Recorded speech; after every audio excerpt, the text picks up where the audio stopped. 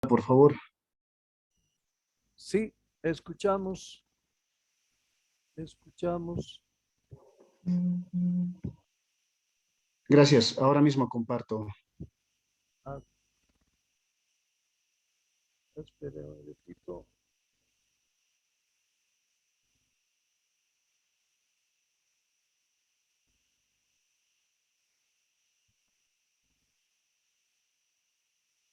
Ahora sí, doctor Vizcarra.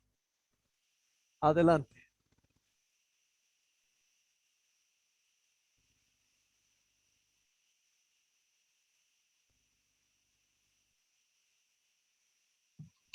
Me sale que el anfitrión inhabilitó la función de compartir pantalla.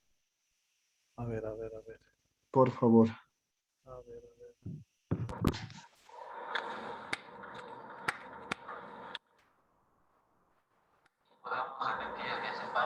No, ahorita, doctor Cristian Vizcarra es usted, ¿no ve? No, Doc, creo que es el doctor Zenón Vizcarra, tiene que ser Doc. Ah, es el doctor Zenón Vizcarra. Sí, sí, sí. Ah, ya, entonces, ahora, ¿cómo se retira esto? Porque le he dado a aquí voy a ver. No, ya no puedo yo.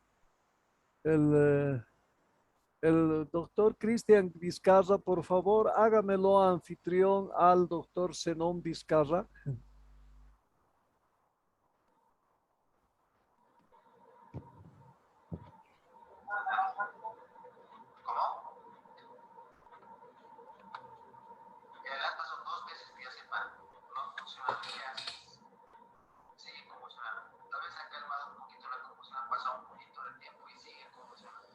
Ahora sí, ya está como anfitrión el doctor Zenón Vizcarra, por favor, adelante.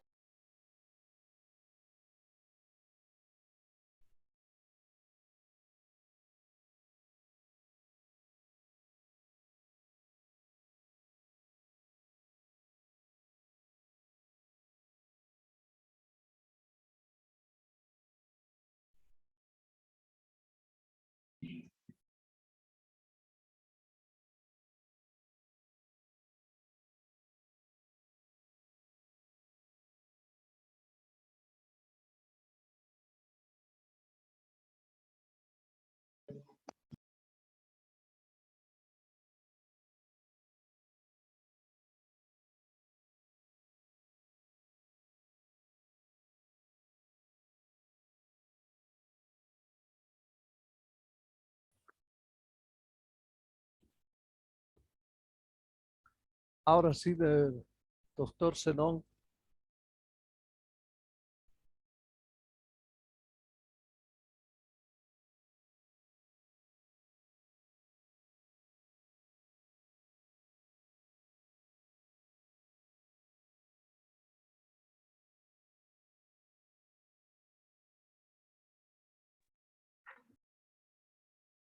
Ahora sí creo que me pueden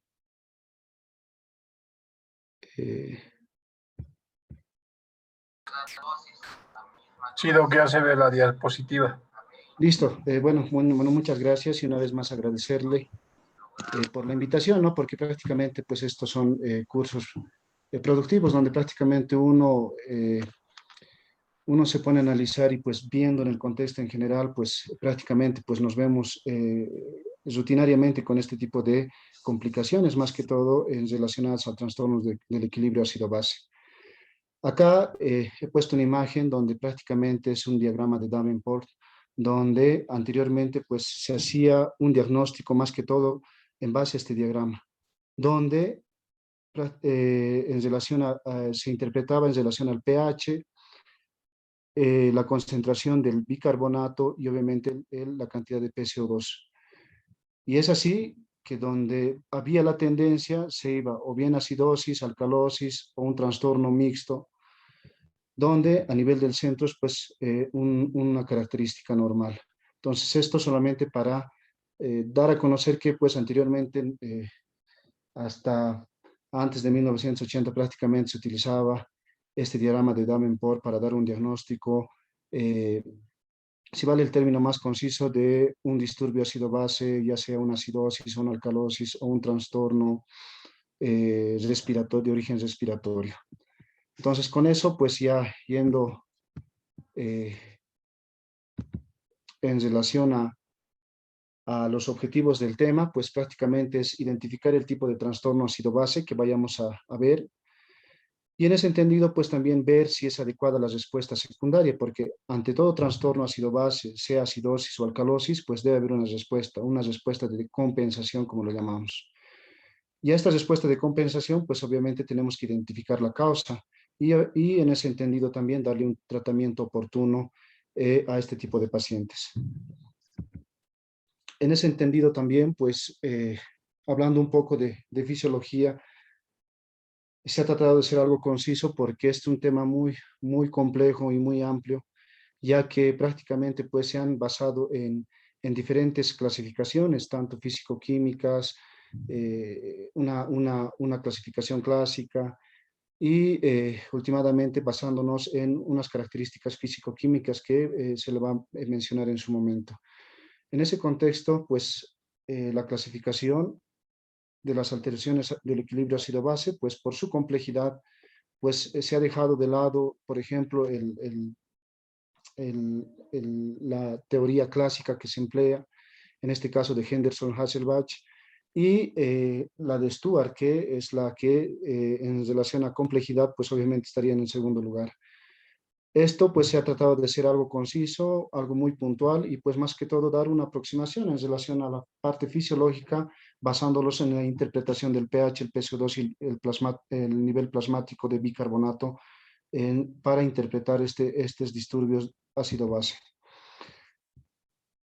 En ese entendido también pues la ecuación de Henderson-Hasselbalch es la primera, es el modelo clásico donde prácticamente hacen una disquisición en relación al pH, a la PCO2, el bicarbonato, el exceso de bases y la brecha aniónica, donde se ha visto que era muy complejo poder interpretarlo, pero prácticamente pues es uno de las ecuaciones que en su momento se ha ido utilizando para hacer la interpretación de estos trastornos, ¿no? Posteriormente pues se ha utilizado el modelo de Stewart, donde prácticamente es una teoría de diferencia de iones fuertes, donde hacen una correlación de la electroneutralidad y la ley de la conservación de las masas. Sin embargo, posteriormente Hilbix replantea este modelo de Stewart, donde lo hace algo simplificado y a pesar del mismo, pues tiene algo de complejidad. Posteriormente, y es esta lo que se les va a plantear, es la de Gunnarsson, donde habla sobre los principios físico-químicos y del anion gap responsable predominante, donde hace una disquisición o hablas donde habla sobre el pH, la PCO2, el bicarbonato y el anion gap para ver un diagnóstico diferencial entre cuáles son las causas predominantes en relación a la patología. En ese entendido, pues ante todo trastorno ácido-base se debe responder a tres preguntas, ¿no? ¿De qué trastorno se trata? Si es adecuada la respuesta secundaria o en este caso la compensación, y obviamente hablar de cuál es la causa del trastorno ácido-base. Y ya para ir a hacer algo más concisos, pues para ello pues se ha dividido en 4 parámetros básicos, donde la concentración plasmática de hidrogeniones va a tener directa correlación si este paciente está cursando con un estado ácido-base, o es una acidosis o una alcalosis, y esto en correlación al pH, donde el valor es de 7.35 a 7.45, que eso es un aproximadamente equivalente a 40 más menos 5 nanomoles de hidrogeniones. Y eso es igual a menos un logaritmo de negativo de hidrogenión. O sea, para que sea algo claro, ¿no? O sea, un pH menor a 7.35 es igual a una acidosis, y esto es igual a un incremento de hidrogeniones. Un pH mayor a 7.45 equivale a una alcalosis, y obviamente esto es una disminución de hidrogeniones. ¿Esto qué nos va a indicar? Como acá lo menciona, pues indica gravedad del trastorno. Es decir, aquel paciente que tenga un pH menor a 7.20, pues ya tenemos que estar en un estado de alarma, donde prácticamente este paciente puede condicionarse a un trastorno o una mayor acidosis, y obviamente terminar en un estado de mayor complejidad. El segundo punto a analizar es la PCO2, ¿no? Donde aquellos pacientes que presenten un incremento o una disminución de la PCO2, pues prácticamente nos va a traducir si hay una respuesta respiratoria, ya sea a un estado de compensación o como una causa primaria, como lo vamos a ver posteriormente, ¿no? Y los valores de referencia, 28 a 32 a nivel de la altura. Es un punto muy importante para mencionar, y obviamente para interpretar pacientes que presenten una alteración de una acidosis o una alcalosis respiratoria. Ahora, se consideran valores críticos cuando la PCO2 es menor a 20, o cuando está incrementado mayor a 50, porque puede haber compromiso de otros órganos, ¿no? Y entre esos, pues obviamente la parte neurológica, que es la más importante. El tercer punto a mencionar es pues la concentración plasmática de bicarbonato, y obviamente en relación al CO2 total, ¿no? Y esto, pues, ¿qué nos va a traducir? El estado del sistema de compensación, en este caso el sistema tampón o el sistema buffer, ¿no? Donde los valores de referencia prácticamente es de 18 a 22 en la altura, que es equivalente, o es 18 a 22 miliequivalentes, es igual a 18 o 22 milimoles. Entonces no hay variabilidad en relación a, equivalencias, ¿no? Y se consideran valores críticos cuando es menor a 10 o mayor a 35. Y como les había mencionado, el hiato aniónico, que nos va a poder orientar a hablar un diagnóstico diferencial si este paciente está cursando con una acidosis de etiología, por ejemplo, una secundaria, una cetoacidosis diabética, o secundaria, una intoxicación, por ejemplo, por etilenglicol. Más que todo, el hiato aniónico pues nos va a poder diferenciar si este paciente está con anion gap en primera instancia con anion gap elevado o anion gap normal, y de acuerdo a eso, pues ver qué patologías se pueden aproximar a ver como un diagnóstico diferencial, y poder ser más exquisito, si vale el término, para poder hacer la corrección correspondiente en relación a qué trastorno de ácido base está cursando el paciente. Entonces, el hiato aniónico o anion gap no es más que la diferencia entre cargas positivas y negativas del plasma, ¿no? Y el rango normal, 6 a 12. Ahora, muy importante también tener en cuenta si el laboratorio hace una correlación entre electrodos selectivos, y el rango de normalidad pues puede bajar a 6 más menos 3. Entonces, muy importante tener en cuenta la fórmula del cálculo del hiato aniónico, que es nada más, como le mencionó en la definición, cargas positivas, en este caso eh, correlacionado con el sodio, menos el cloro más bicarbonato. Es muy importante también tomar en cuenta los parámetros ya anteriores mencionados, ¿no? Siguiendo el orden: pH, PCO2, bicarbonato y el hiato aniónico o anion gap. Es así que nos van a permitir reconocer qué tipo de trastorno ácido base es. Y acá este algoritmo prácticamente nos menciona donde los hidrogeniones es igual o equivalente al pH, como les había mencionado. Entonces, en condiciones normales, 7.35 a 7.45, ¿no? Y vamos a ir a una acidosis cuando va a haber incremento de los hidrogeniones, y vamos a ir a una alcalosis cuando hay una disminución de hidrogeniones. Estado de acidosis, la respuesta primaria, cuando es de etiología metabólica, hay una disminución también del bicarbonato. Y en ese contexto también va a haber un mecanismo de compensación, porque el organismo trata de regular y compensar a un estado fisiológico, donde la respuesta a una acidosis metabólica va a ser la hiperventilación. Entonces, en este caso, el paciente va a hiperventilar con el objetivo de hacer que no haya tanto incremento de los hidrogeniones y obviamente llevar a un estado de compensación de la acidosis metabólica. Yéndonos al otro extremo, cuando hay una acidosis de etiología respiratoria, prácticamente donde va a ser, cuando hay un incremento o una disminución del pH de 7,35, pues va a traducir una acidosis con un incremento de la PCO2, traduciéndose en una acidosis respiratoria. Y acá el sistema buffer o el tampón, pues prácticamente va a ser condicionado por la parte renal, ¿no? Y en este caso, ¿qué es lo que va a producirse en un estado de acidosis respiratoria? Va a haber un incremento de la reabsorción renal de bicarbonato. Entonces, ese es el sistema tampón, o ante un incremento o ante una acidosis respiratoria, pues, obviamente el organismo va a responder con un incremento de la reabsorción renal de bicarbonato, y esto, a diferencia de la acidosis metabólica, que su respuesta puede durar minutos, pues obviamente esto va a ser de 1 a 2 días aproximadamente. Yéndonos al otro extremo, ¿no? Cuando hay un incremento del pH mayor a 7,45, pues obviamente nos va a traducir una alcalosis. La alcalosis puede ser de etiología metabólica, es decir, una alcalosis metabólica o una alcalosis respiratoria. La alcalosis metabólica prácticamente va a estar correlacionada por un sistema buffer, ¿no? Un mecanismo de compensación donde prácticamente el organismo va a actuar con una hipoventilación, donde el objetivo es retener hidrogeniones o, en este caso, retener CO2 para llevar a un estado fisiológico o lo más fisiológico con el objetivo de compensar. Al otro extremo, cuando nos vamos a una disminución del PCO2, es decir, a una alcalosis respiratoria,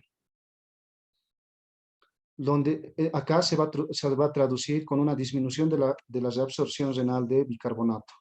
Entonces, esto de manera resumida, donde nosotros vamos a poder interpretar cuando tenemos una acidosis, cómo funciona el estado de compensación y obviamente los sistemas buffer o tampón ante una acidosis o ante una alcalosis, ya sea de origen metabólico o de origen respiratorio. Entonces, en una acidosis metabólica, pues según su función condicionado también por el hiato aniónico, puede ser aumentado normal, como les había mencionado, es decir, el anion gap puede ser aumentado, y en estos casos va a predominar la ganancia de ácido endógeno o exógeno, ¿no? Entonces, a este tipo de acidosis se le va a llamar también normoclorémicas, y va a ser normal cuando haya una predominancia de la pérdida de bicarbonato al exterior del organismo, y en este caso se van a denominar acidosis hiperclorémicas. Claro ejemplo, las acidosis hiperclorémicas, cuando se les da retos de volúmenes en bastantes cantidades, es decir, se les da carga tras carga tras carga, y estos pacientes terminan recibiendo grandes cantidades de sodio y cloro que van a condicionar a estos tipos de acidosis hiperclorémicas. Las circunstancias clínicas pueden modificar el hiato aniónico, pues prácticamente las causas de hiato aniónico disminuido y aumentado, pues van a ser variables, ¿no? Y entre esos, pues es muy importante tomar en cuenta cuando se haga la disquisición, es decir, un diagnóstico diferencial, ya que las causas que pueden condicionar a una disminución del anion gap, pues una de ellas, y un punto muy importante, pues tomar en cuenta es pues la hipoalbuminemia. Incluso se formuló, Figue hizo una fórmula en relación a un hiato aniónico, un anion gap, en correlación a cuando estos pacientes cursen con una hipoalbuminemia severa, pues pueden modificar en la condición de hacer la corrección de aquellos pacientes que cursen con una acidosis metabólica, ¿no? Otras causas que pueden condicionar la presencia de grandes cantidades de proteínas, aquellos pacientes que cursen con patología tumoral, en estos casos el mieloma múltiple, por ejemplo, trastornos dislipidémicos, la hiperlipidemia y las intoxicaciones con yodo y plomo, que son ejemplos que con relativa frecuencia se pueden ver, ¿no? Que pueden condicionar a que el hiato aniónico esté disminuido. Ahora, pueden condicionar también a un aumento del anion gap en casos de alcalosis metabólica grave. Entonces, es muy importante tener en cuenta en esta diapositiva que ante una corrección es muy importante también tomar en cuenta la hipoalbuminemia. Si este paciente está cursando con hipoalbuminemia, hacer primeramente la fórmula de Figue, donde se va a sacar el anion gap modificado y de acuerdo a eso, pues se va a llevar a una corrección de un trastorno ácido-base. Entonces, muy importante tomar en cuenta la hipoalbuminemia en aquellos pacientes que se van a hacer la corrección de un trastorno ácido-base. Ahora, ¿qué respuesta secundaria se va a encontrar en una acidosis metabólica? Como les había mencionado, la respuesta secundaria, los tampones o buffer, va a estar en correlación a estos dos, ¿no? A la CO2 y al bicarbonato, ¿no? Y a la excreción renal de ácidos. Entonces es muy importante tener en cuenta que nosotros tenemos sistemas buffer intra y extracelulares, ¿no? Que amortiguan. Y como les había mencionado, pues esto dura en minutos en relación a aquellas respuestas o estados de compensación que sean de origen respiratorio, pero la compensación sea renal, que tardan de 1 a 2 días. Entonces la respuesta respiratoria va a ser más rápida, que prácticamente dura minutos, hasta 15 minutos, y la compensación pues se inicia pues y completa prácticamente en un par de horas, ¿no? El sistema tampón también es muy importante en relación a la capacidad total. El organismo pues prácticamente se aproxima a 1000 milimoles, es decir, 40% en el espacio extracelular y 60% en el espacio intracelular, ¿no? Y acá prácticamente vemos cómo ingresa un hidrogenión formado por el metabolismo tisular, donde se hace una combinación con el bicarbonato, que prácticamente va a estar formado por el riñón, pero en pequeñas cantidades también, condicionado en el hígado y el tubo digestivo, donde prácticamente se forma, ¿no? Y se divide en agua y bicarbonato, ¿no? Y esto obviamente va a salir en aire expirado. Entonces, este metabolismo pues prácticamente va a ser como un sistema buffer que va a ser como un feedback, como una retroalimentación, ¿no? Que en cualquier momento pues puede haber una descompensación. Ya hablando también en el espacio intracelular, pues los sistemas tampones pues, van a estar caracterizados por el anillo imidazólico del aminoácido histirina, también el bicarbonato, el CO2 y el ácido ortofosfato, ¿no? Y el pirofosfato, ¿no? Su participación puede resumirse en el bicarbonato infiltrado, ¿no? Para evitarse las bases, ¿no? Y es muy importante también que puede compensarse tras un consumo, ¿no? De una acidez titulable, ¿no? Fundamentalmente de fosfato y amonio, ¿no? Es muy importante también tener en cuenta la eliminación de bicarbonato generado en exceso, ¿no? De los aniones orgánicos no metabolizables, ¿no?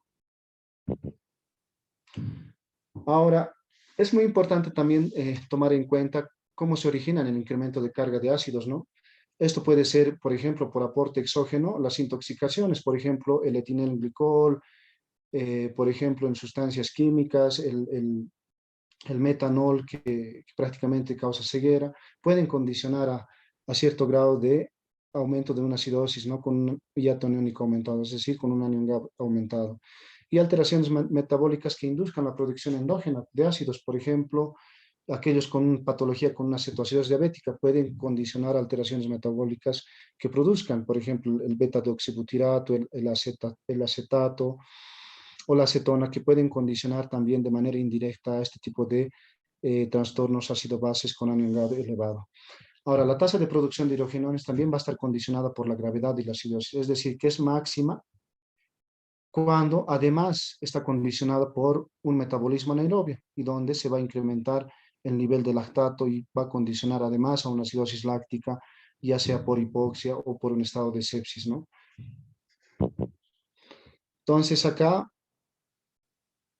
es un algoritmo donde prácticamente la acidosis metabólica se hace en dos divisiones, cuando se hace un hiato aniónico normal o un gap elevado. Nos permite medir las cetonas, cuando están aumentadas se debe medir la glucosa, porque hace una correlación entre aquellos pacientes que presenten, por ejemplo, cetosis diabética. Va a estar aumentada en casos de una cetoacidosis y obviamente no aumentada en una acidosis no diabética, por ejemplo, en un estado hiperosmolar hiperglucémico. Yéndonos al otro lado, pues un hiato aniónico normal, es muy importante medir las cargas de metaurinarias, entre esos el cloro, sodio y potasio, donde prácticamente pues va a ser positiva o negativa, donde obviamente si esto es positivo, se van a referir más a pérdidas gastrointestinales, pero si esto es un valor negativo, pues van a ver una correlación entre pérdidas urinarias, ¿no? Y es muy importante, ¿no? Si es negativo, pensar en otras posibilidades. Por ejemplo, puede ser una insuficiencia renal, intoxicación por petanol o etilenglicol, que pueden condicionar estas patologías y obviamente ser más severas. El tratamiento de una acidosis metabólica, fundamental, identificar las respuestas secundarias, mecanismos de compensación, si estas son adecuadas o no. Si existen otros trastornos ácido-bases, pueden ser trastornos mixtos o correlacionarse a una descompensación hidroelectrolítica. En estos casos puede condicionar una hipocalemia o una hipofosfatemia asociada, ¿no? Ahora, el aspecto clave del tratamiento también, pues, reside, pues, en bloquear la fuente de producción de ácido, ¿no? Entre esos, pues, aportando cantidades adecuadas de insulina, por ejemplo, insulina en infusión en una cetosis diabética, pues, va a condicionar a un tratamiento adecuado en este tipo de pacientes. Es muy importante tomar precaución en el momento de planificar, ¿no? No solamente es corregir, por ejemplo, aquellos pacientes que desarrollan cetosis diabética, hacer una corrección con insulina en infusión, hay que ver que puede también disminuir de carácter indirecto el nivel de potasio. Entonces es muy importante tomar en cuenta si este paciente está cursando también con hipocalemia o hipofosfatemia y hacer en primera instancia la corrección de estos, ¿no? La deposición de potasio o de bicarbonato. El objetivo, pues obviamente ganar tiempo. Esa es la característica fundamental en aquellos pacientes que estén cursando con una acidosis metabólica. Entonces, el bicarbonato, pues es el fármaco diana en este tipo de reposiciones que se vayan a hacer.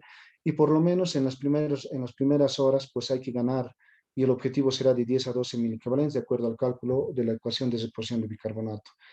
En esta fórmula, pues prácticamente se habla del déficit de bicarbonato, donde el delta bicarbonato por 0.5 multiplicado por el peso corporal, y esto se va a calcular dividido entre 1000 equivalentes, o sea, la presentación de la ampolla de bicarbonato, que esta es la presentación de 20. Entonces lo dividen entre 20 y el 50% prácticamente le pasarían en la primera o estado o en bolo o en carga, y el siguiente 50% lo pasaría en las siguientes 6 o 12 horas de acuerdo a la clínica o cómo se encuentra el paciente. En acidosis extremas, esta constante de 0.5 puede incrementarse hasta 0.8. Por ejemplo, aquellos pacientes que presenten con un pH de 6.9, con un bicarbonato casi indetectable o de menos de 5, pues, o sea, no hay que dudarlo, ¿no? Y multiplicar por una constante de 0.8 y obviamente hacer una corrección más rápida, ¿no? Incluso hay que hacer la primera, el 50%, pasarle en bolo, hacer una nueva gasometría a la media hora, y obviamente hacer nuevo cálculo y pasarle el 50% hasta conseguir la reposición, por lo menos llegar hasta el 10, de 10 a 12 mil equivalentes en la primera hora, ¿no? Entonces, los aniones no medidos en el hiato aniónico proporcionan una estimación bastante aproximada de la capacidad de generación de bicarbonato una vez controlada la situación. Y otros métodos de corrección son la hemodiálisis, la aspiración de contenido gástrico, administración de pentagastrina y ventilación mecánica, que de manera indirecta también se pueden hacer. Por ejemplo, un paciente que esté cursando con una acidosis metabólica, pues obviamente, como habíamos mencionado, ¿qué hace el paciente o nuestro organismo? El mecanismo de compensación es retener hidrogeniones. ¿Y cómo lo hace? Hiperventilando. Eso lo hemos mencionado.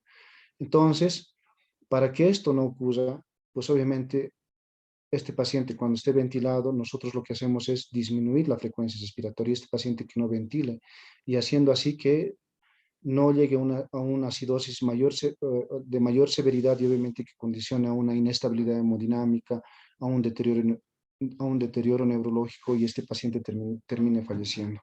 Entonces es muy importante jugar con la relación inspiración-expiración del paciente, la frecuencia respiratoria y cuánto de volumen se va a dar a este paciente dependiendo qué tipo de trastorno esté cursando. En ese entendido también la administración de bicarbonato tiene ventajas y desventajas. Por ejemplo, las ventajas, mejora la hemodinamia. ¿En qué sentido?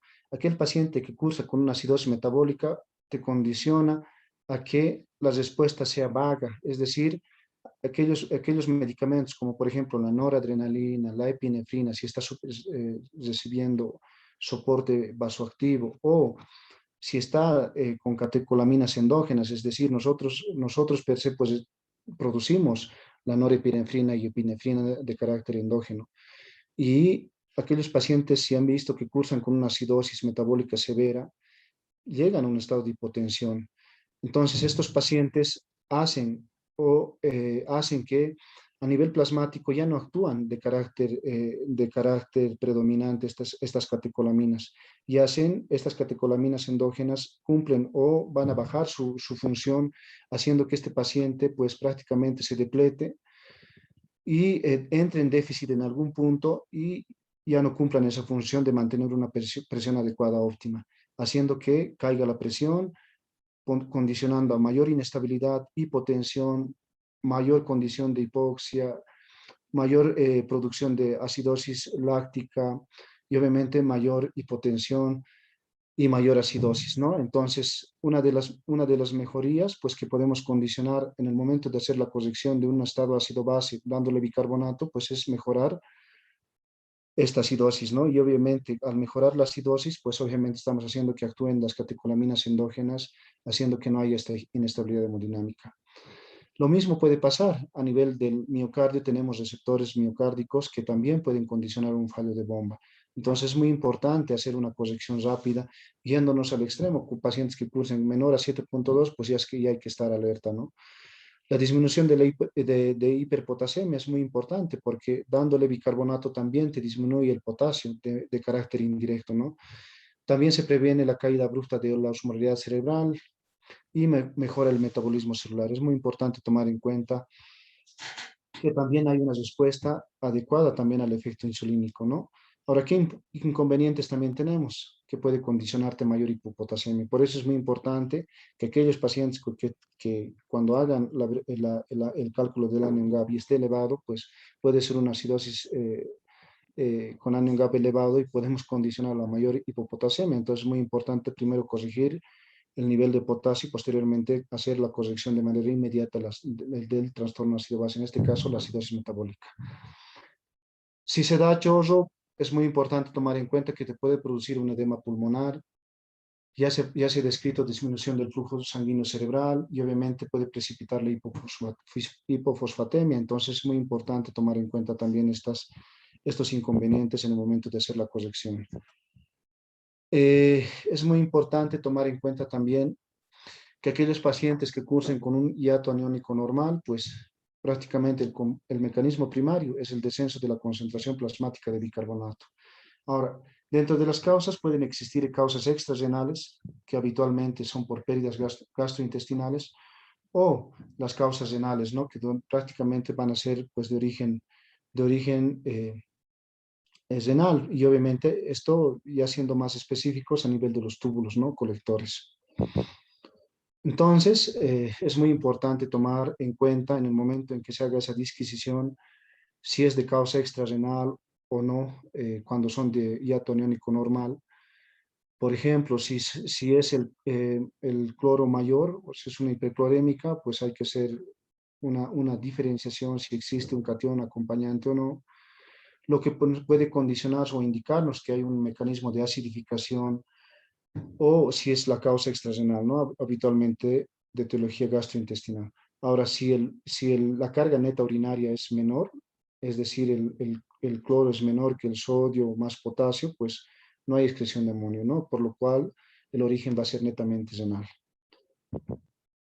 Entonces, el tratamiento, como se les había mencionado, corrección de bicarbonato, es menos restrictivo. Obviamente la acidosis metabólica con anion gap aumentado es muy importante tomar en cuenta porque no es lo mismo corregir con un anion gap normal. Si el paciente está con un pH, como les había mencionado, si es menor a 7.20, pues tiene que mejorarse esta cifra, ¿no? Hay que corregir de carácter inmediato. No es que hay que esperar, las últimas evidencias prácticamente ya no mencionan que sea menor a 7.1 o menor a 7, peor aún menor a 6.9. Cuando ya haya una patología renal asociada, pues prácticamente hay que hacer la corrección de carácter inmediato. Obviamente respetando las reglas y obviamente realizando las ecuaciones como les había descrito previamente, ¿no? El bicarbonato sódico, pues obviamente es el agente de elección y obviamente los precursores de bicarbonato pueden ser opciones en este caso también, por ejemplo el lactato y el acetato, que pueden ser, pero que son no son muy rutinarios su uso, pero que requieren una función hepática adecuada.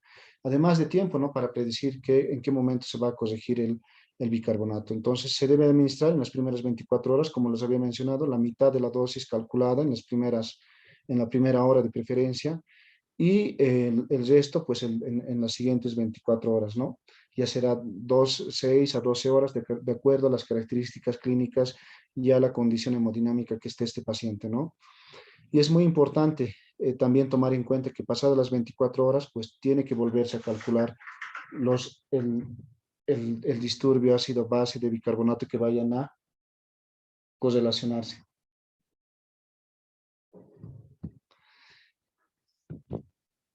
Entonces, dentro de las características de la acidosis metabólica hiperclorémica y el tratamiento, acá es un cuadro donde se hace relación entre la etiología y el tratamiento primario que se vaya a realizar y el secundario. Entonces, de origen extrarrenal, como les había mencionado, en primer lugar, pues están las pérdidas gastrointestinales, es decir, aquellos pacientes que cursen con una gastroenteritis, aquellos pacientes que cursen con un hilio o fístula pancreática y biliares, prácticamente van a cursar con una acidosis metabólica hiperclorémica, ¿no? Los laxantes, en este caso la metformina, la colesteramina, ¿no? Entonces pueden condicionar, ¿no? A ver una acidosis de esta característica, ¿no? Y el tratamiento primario, solución salina. Aquella gastroenteritis de primera elección, solución salina. Aquellos pacientes que cursen con hilio, corregir la causa. Aquellos pacientes que usen laxantes, obviamente suprimir la causa y obviamente secundariamente hay que hacer corrección con bicarbonato de carácter inmediato. Aquellos pacientes que cursen con etiología renal, por ejemplo, como les había mencionado, o sea, aquellos pacientes que sean de característica renal, pues es muy importante tomar en cuenta que son de etiología tubular. Entonces, para ser más específicos, pues acidosis tubular distal o proximal pueden cursar con esto. La diferencia, aquellos pacientes que sean de origen renal y que sea de carácter, por ejemplo, una acidosis tubular proximal, bicarbonato, dosis altas hasta que se corrija la acidosis. Y obviamente aquellos pacientes que produzcan hipoaldosteronismo, por ejemplo, darle mineralocorticoides, es la característica fundamental y obviamente el bicarbonato está todavía en discusión si se va a hacer la corrección o no. Y entrando a la alcalosis metabólica, aquí este trastorno se define como una elevación primaria de la concentración plasmática de bicarbonato, como les había mencionado en ese diagrama, donde en esta alcalosis metabólica la respuesta secundaria, como les había mencionado también, es la hipoventilación, es decir, el objetivo va a ser retención de hidrógeno, es decir, retención de CO2, para que este organismo llegue a un estado de compensación y por lo menos llegue a un estado fisiológico que nosotros esperamos.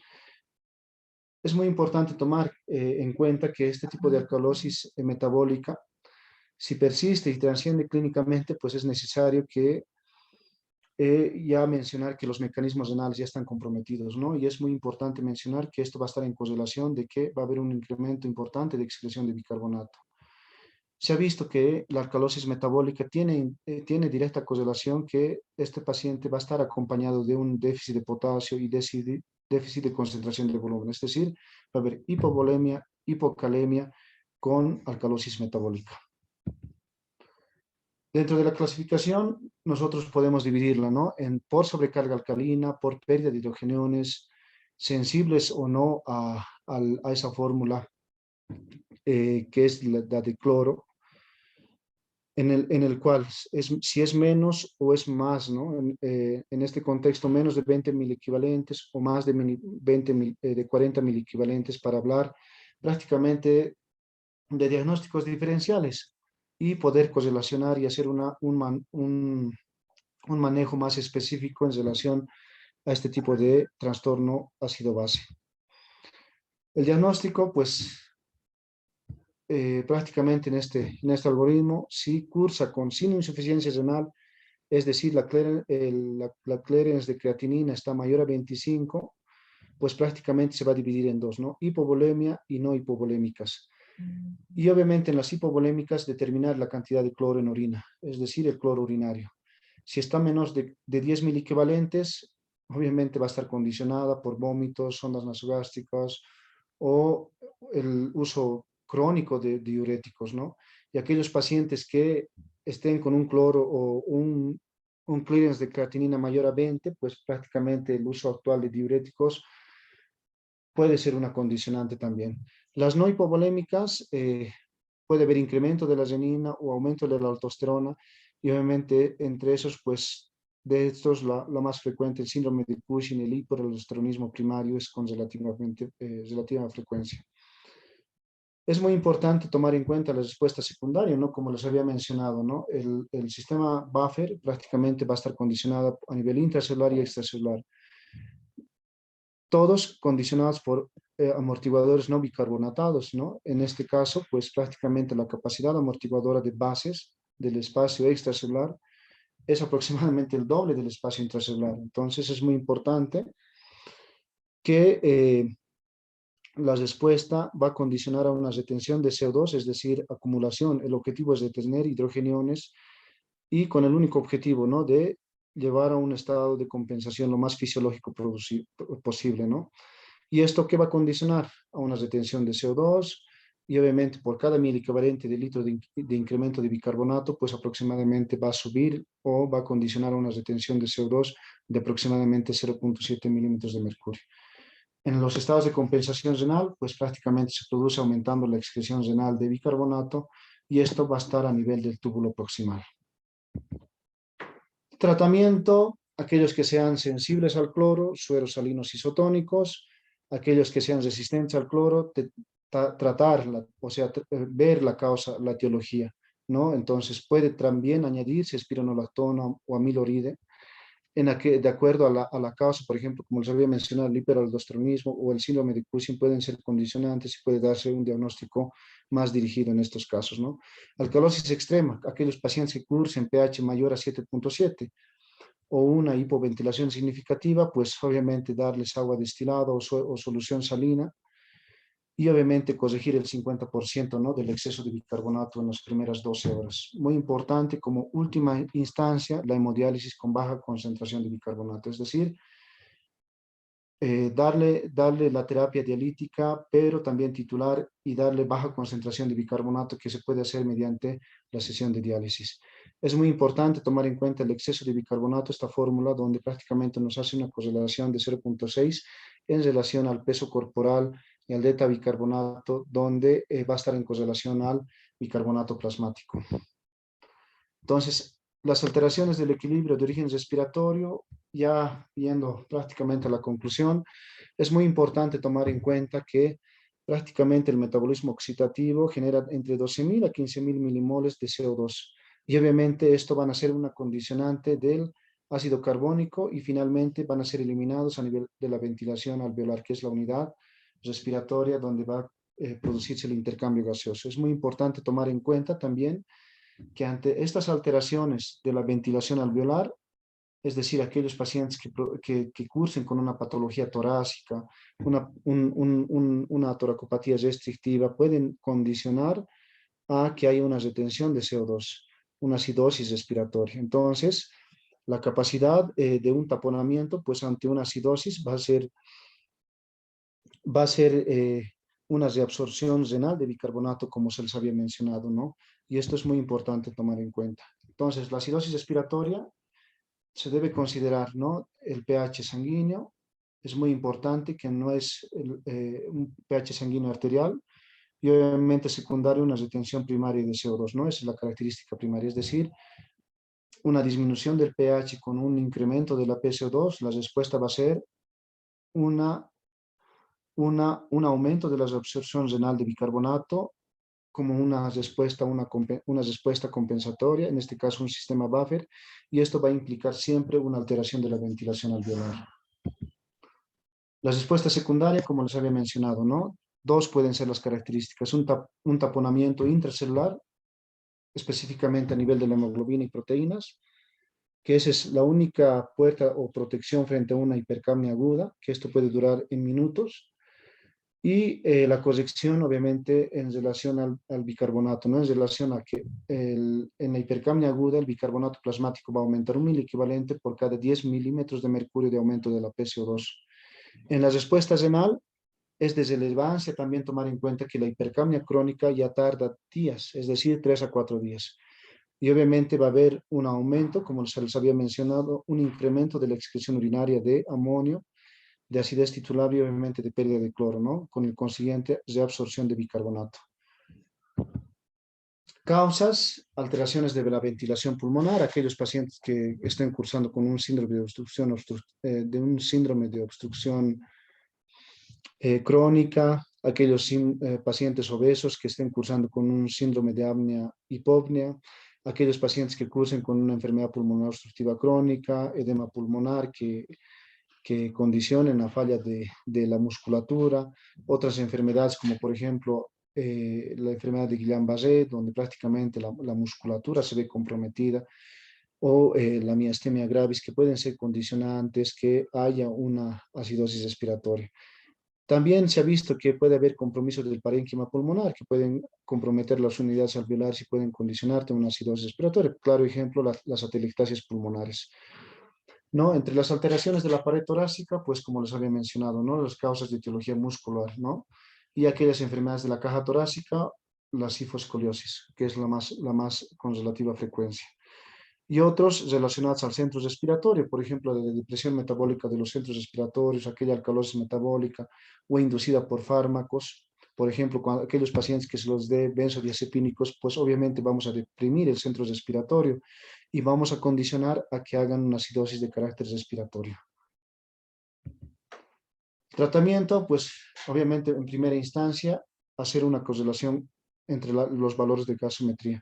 Y es muy importante tener en cuenta que no es lo mismo una gasometría arterial y una gasometría venosa. De primera elección, obviamente una gasometría arterial. Si este paciente es difícil de tomar una gasometría arterial, pues obviamente tenemos que saber también interpretar una gasometría venosa. Pero de preferencia, pues una arterial nos va a permitir ver el pH, nos va a permitir ver la cantidad de CO2 y obviamente ver el estado de gap. En cambio, la diferencia con la gasometría venosa, pues prácticamente nos ve el metabolismo y obviamente la funcionalidad celular y la hemodinamia del paciente, ¿no? Diagnóstico diferencial es muy importante tomar en cuenta en relación a que podemos hacer un diagnóstico diferencial tomando en cuenta el gradiente alveolo arterial de oxígeno, ¿no? Es decir, si el gradiente alveolo arterial de oxígeno está aumentado mayor a 15, por ejemplo, en pacientes jóvenes, pues obviamente la característica va a ser que estos pacientes de etiología netamente pulmonar, es decir, pulmonar ya sea intrínseco, pero si este valor es menor, pues obviamente hay que buscar otras causas. Y el valor del gradiente alveolo arterial, pues entre 15 a 20. 15 hasta 15 se puede considerar menores de 30 años, es decir, pacientes jóvenes, ¿no? Y en mayores a 20, pues, o hasta 20, pues en mayores de 30 años. Y esta fórmula prácticamente nos hace, ¿no? En relación a la relación de la presión de aire inspirado, donde va a estar en directa correlación de la FiO2 y la presión atmosférica menos la presión de vapor de agua, que es 47, por si acaso. Y esta le van a restar con 1.5 y la presión parcial de CO2 menos la presión parcial de oxígeno. Los valores normal de 15 a 20 y obviamente hay que hacer correlación en qué grupo etario se encuentre su paciente. Tratamiento, aumentar la ventilación alveolar.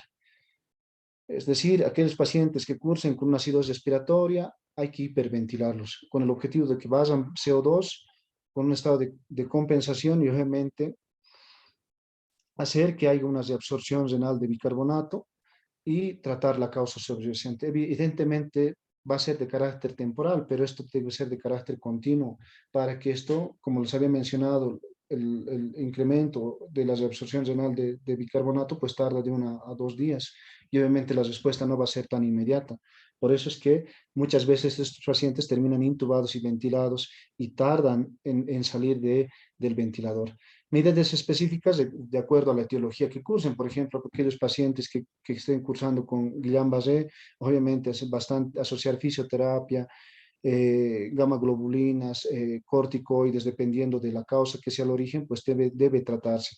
Aquellos que estén con un síndrome de obstrucción, un EPOC, por ejemplo, pues obviamente se le va a dar broncodilatadores, a la vez que se va a dar un soporte ventilatorio, ya sea invasivo o no invasivo. Es muy importante tomar en cuenta el soporte ventilatorio, en conclusión, en aquellos pacientes que cursen con una acidosis respiratoria, y obviamente también hay que tener una correlación clínica de cuál sea el estado neurológico de estos pacientes, ¿no? En el momento de decidir qué tratamiento de soporte ventilatorio se lo va a realizar a este tipo de pacientes. Ya para terminar, pues la alcalosis respiratoria, pues es un trastorno ácido-base también que aparece entre cualquier proceso, ¿no? Y la característica principal, pues que se reduce, ¿no? La CO2 arterial. Y esto, la característica clínica va a ser la hiperventilación alveolar. Entonces, la respuesta secundaria prácticamente se produce también a nivel intracelular y extracelular, y también hay causas renales, una respuesta renal que prácticamente puede condicionar ya en estados de una alcalosis respiratoria crónica, donde la respuesta va a tardar aproximadamente 4 días, ¿no? Y como consecuencia el bicarbonato disminuye entre 4 miliequivalentes por cada 10 milímetros de mercurio que desciende la PCO2. Causas de alcalosis respiratoria prácticamente pueden ser de estimulación directa del centro respiratorio, por ejemplo, aquellos pacientes que estén con un estado de cirrosis, el embarazo, la sepsis por gram negativos puede condicionarte, yéndolos a otra causa, por ejemplo, la hipoxia, enfermedad pulmonar, grandes alturas, pueden condicionarte a estos, ¿no? Y obviamente los fármacos, los salicilatos, las antinas, catecolaminas pueden condicionarte a este tipo de alcalosis. Muy importante tomar en cuenta el estado de compensación, es decir, el esquema buffer en estos casos es la disminución de reabsorción renal de bicarbonato. Es muy importante tomar en cuenta. Entonces, siempre va a haber una causa subyacente, entonces tratar la causa subyacente. Estos casos de acidosis obviamente se van a asociar a un estado de acidosis metabólica. Entonces, siempre va a haber una alcalosis respiratoria con una acidosis metabólica en cuadros de sepsis frecuentemente. Entonces, es de utilidad también tomar en cuenta aquellas formas psicógenas, es decir, de carácter neurológico. Entonces, esa sería la presentación, algo muy complejo en relación a la presentación, pero espero que haya sido de mucha ayuda para pues, poder hacer una interpretación en relación a estos trastornos ácido base, principalmente he hecho hincapié en la acidosis metabólica y la acidosis respiratoria que frecuentemente se ven o prácticamente diariamente aquellos pacientes que vienen condicionados ya sean por trastornos o por intoxicaciones o por fallas de la mecánica respiratoria, o aquellos pacientes que con una infección o un cuadro de sepsis que lamentablemente terminan muchas veces en una falla multiorgánica con compromiso renal. Una vez más, gracias, y si hay alguna pregunta o duda, pues estoy atento a sus preguntas.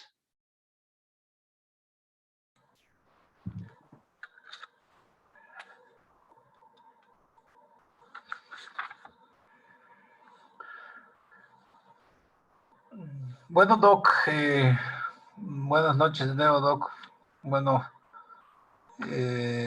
yo tengo una pregunta, Doc, acerca de la deposición del bicarbonato, que entra en controversia, ¿no? De los parámetros. Si evidentemente nos indican que por debajo de un pH de 7, un bicarbonato por debajo de 10, que se debería de reponer. Sin embargo, las desventajas que evidentemente los han mencionado a veces nos hace dar distrés. En este caso, Doc, ¿cuál garantía, digamos, de que sí se podía reponer bicarbonato en el tema de una acidosis metabólica, que es lo que más frecuente llega al servicio de la emergencia? Ya, es muy importante tomar en cuenta, ¿no? Aquellos pacientes que la última evidencia te menciona cuando ya esté menor a 7.20. A menor a 7.20, obviamente, si es que este paciente está con un anion gap elevado o normal, pues hay que ver cuál es la causa. Y seguido a eso, pues hacer la corrección. Por ejemplo, en una acidosis, lo más frecuente, una cetosis diabética que ingresa. Si este paciente está con un pH de 7, pues sabemos que la causa y la etiología es con un anion GAB elevado, pues es causa indirecta, es decir, darle volumen, darle insulinoterapia, corregir la hipocalemia, y ahí estás modificando. Pero si está menor a 7, pues obviamente hacer una correlación y darle bicarbonato para ayudarle, ¿no? En relación a mejorar esa acidosis y que llegue por lo menos a mayor a 7. Pero si este paciente cursa además con un cuadro renal, pues ya no se dude en administrar bicarbonato. Y obviamente el 50% del bicarbonato en la primera hora, pues no va a haber un mayor deterioro porque se lo vaya a hacer la corrección. Por eso es que es bien importante, también hacía mención de que hecha la primera corrección, el 50% de corrección, pues hay que hacer a la hora o a la media hora un control gasométrico para ver si corresponde realizar nuevamente una corrección adicional a lo que ya se ha hecho previamente.